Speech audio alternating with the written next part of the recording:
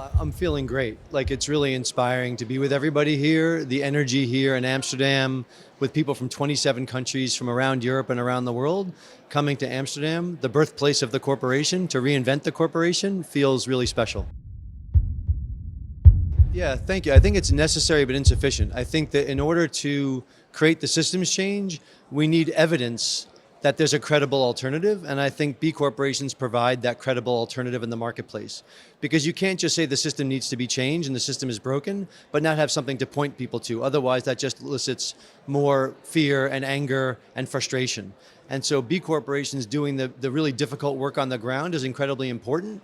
But one of the most important things B corporations can do and have done for the last 13 years is to actually work together to create that kind of systems change.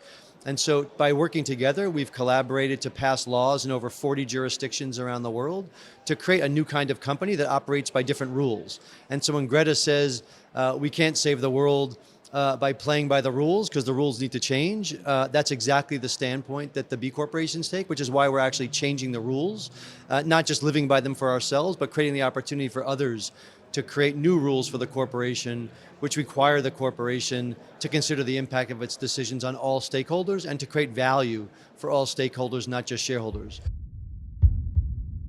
Yeah, for sure. Yeah, systems change can sound pretty abstract.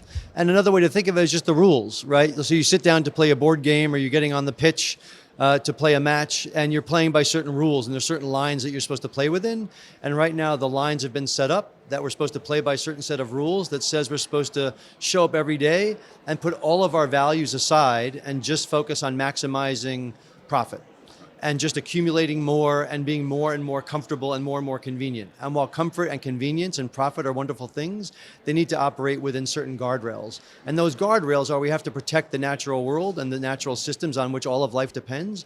And we have to make sure that those economic systems serve social systems, serve communities, so that we can live lives that are full of dignity and purpose. Because ultimately we're pretty social creatures.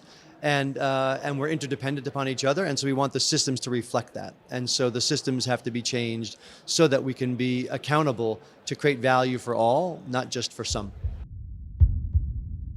Yeah, that's a great question. So it is a really important cultural milestone that the Business Roundtable CEOs committed to lead for the benefit of all stakeholders. And the most important thing is how do we help them translate those words into action? One of the most important things we can do for them, I'd say there's two things. The first thing is in terms of concrete business practices, we can engage them in using their businesses to contribute to the SDGs. And so in early January, in partnership with the UN Global Compact, B Lab and the global B Corp community are launching the SDG Business Action Manager to help companies contribute to SDG 13 on climate action, or whatever the SDG is that's most close to their business model. How do we help them take concrete action to use business as a force for good to contribute to the SDGs?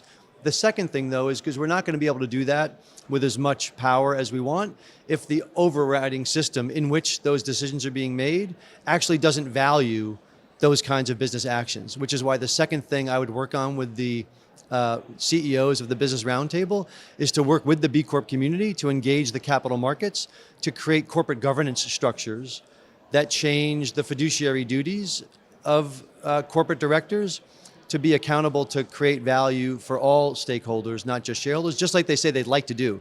Because it's one thing to say you'd like to do it, but if your directors say their actual fiduciary duty is to do something else, and if the investors are only valuing something else, then we have a bit of a misalignment and a conflict.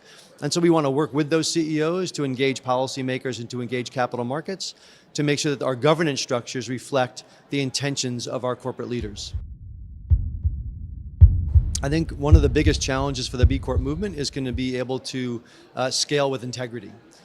Certainly after the Business Roundtable announcement, we're receiving a flood of interest from large multinationals, and we need to be ready to receive that energy, but not have our boat capsized by the weight of the energy coming to us from those large companies. And so we have to make sure that they're coming to us and we're not rushing towards them. They're coming to us because there's credibility and authenticity in the B Corp movement, and we want to preserve those standards. So when companies want to be affiliated, no matter how big, they want to be affiliated with the power of the B Corp movement, that they're moving in this direction and meeting real rigorous standards of performance, transparency, and the legal accountability to balance purpose and profit. I think the key messages for attendees are that the change starts with them. Whatever they're doing, there's probably one other thing they can commit to do more inside their individual company, particularly potentially on climate action, given the climate emergency that we're facing right now.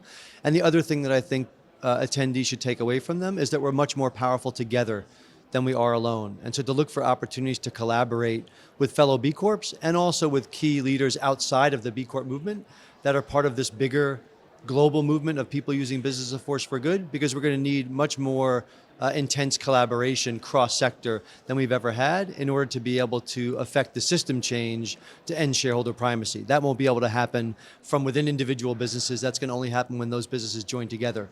So there's more action that people can take individually, but the most important action people can take is to look for ways to collaborate together.